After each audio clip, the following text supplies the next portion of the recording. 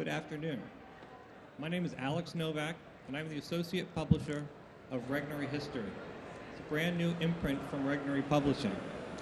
And we're very excited to announce the launch of Regnery History here at BEA this year. And we're celebrating with a party at our booth right after this event in about 30 minutes. And that's at booth number 4415. I hope you all can join us right after this. So let's get right to the event. We have our featured author is Chris DeRose.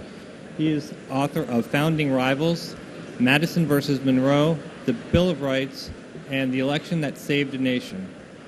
And he will be interviewed by Founding Father Benjamin Franklin.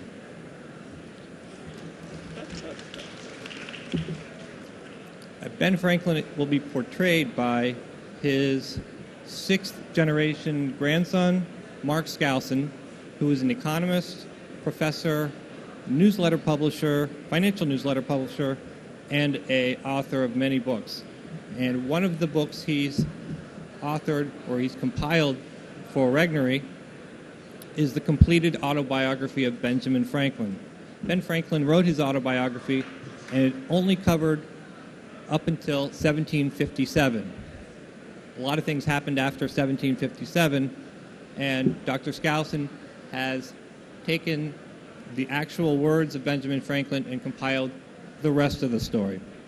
So at our book party immediately following this, we will have copies of the completed autobiography to hand out and chapter books of Founding Rivals. Now I give you Benjamin Franklin. Great, thank you. Thank you very much. It is most agreeable to be here with you on this beautiful day in New York. I am saddened, of course, to discover, after being gone for over 200 years, that the city of New York is substantially larger than my hometowns of Boston and Philadelphia. What has happened to this country? But and yet, it is a pleasure to know that New York is the capital of capitalism in the world. And for that, I would always be in favor, because I was always in favor of the commercial society. I have been amazed. At the time, before my demise in 1790, had always wished to have lived in your time 2 to 3 centuries later, because I knew there would be great improvements in science and technology, my first love. And the reason that I hated war so much and had to spend the last 30 years of my life defending it as a revolutionary was because it kept me from engaging in my first love. No, it was not Madame Brionne. No, it was not my wife, Deborah.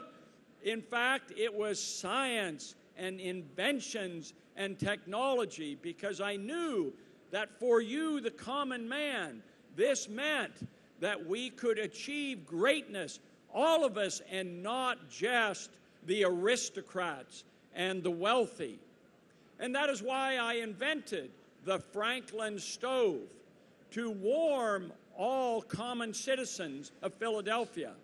Moreover, I wish to protect them from the outside, from the lightning, with the electric rod. Now, of course, John Adams had a very different view of my perspective in George Washington. At one time, John Adams, the irascible John Adams, claimed that as the history of America would be written, I would stand as the primary character who would smote the electric rod on the ground, and out would jump George Washington, and together the two of us would achieve all peace and war and negotiations.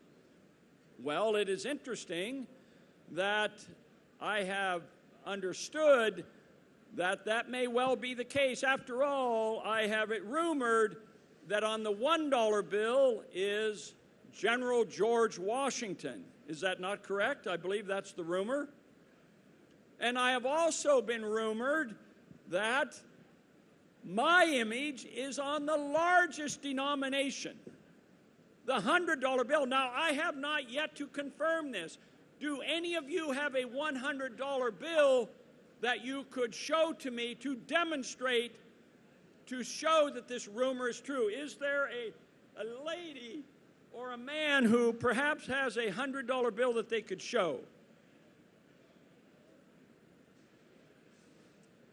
We have a man in the back. Perhaps I could see what, if indeed this is true. Is there a bit of a resemblance? There is. Let me see this. Well, it appears to be true. This does look awfully close. Well, I thank you very much. I just wanted to prove that if it's still true that a fool and his money are soon parted. All right, I'll give it back.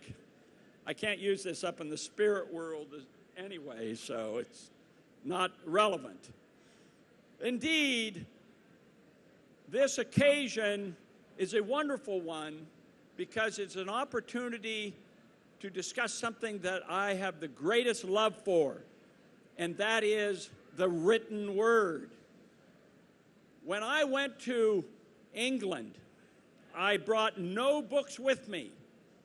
Within a year, I had collected so many books that I did not have room to fill them in my London apartment on Craven Street. I love books. I love the modern world, the ability to read, the thousands of books that are now published. Isn't this a great miracle? In my time, paper was scarce, books were scarce, and books were very expensive.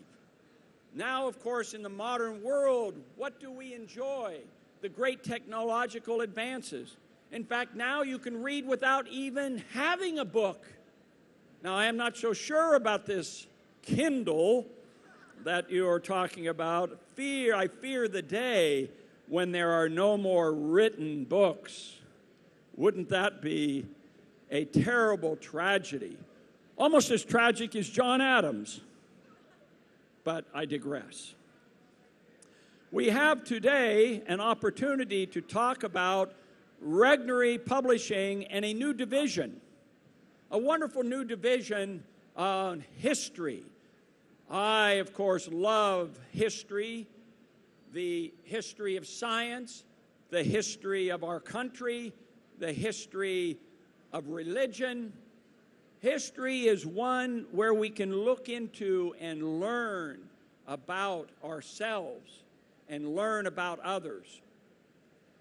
It was with great pleasure that several years ago, my sixth-generation grandson completed my autobiography. Now, of course, you must understand that he that boasts of his ancestors doth but advertise his own insignificance. Nevertheless, I am pleased. It is most agreeable to me that he has completed this because my own grandson, William Temple Franklin, had promised me that he was going to complete the autobiography. You understand that I only wrote the parts up until the first 51 years of my life. And that the autobiography, if you have read it, and just by a show of hands, how many have read my autobiography? Oh, tremendous, tremendous. There will be a quiz afterwards at the table where I'll be autographing the completed autobiography that my great-great-great-great-great-grandson completed.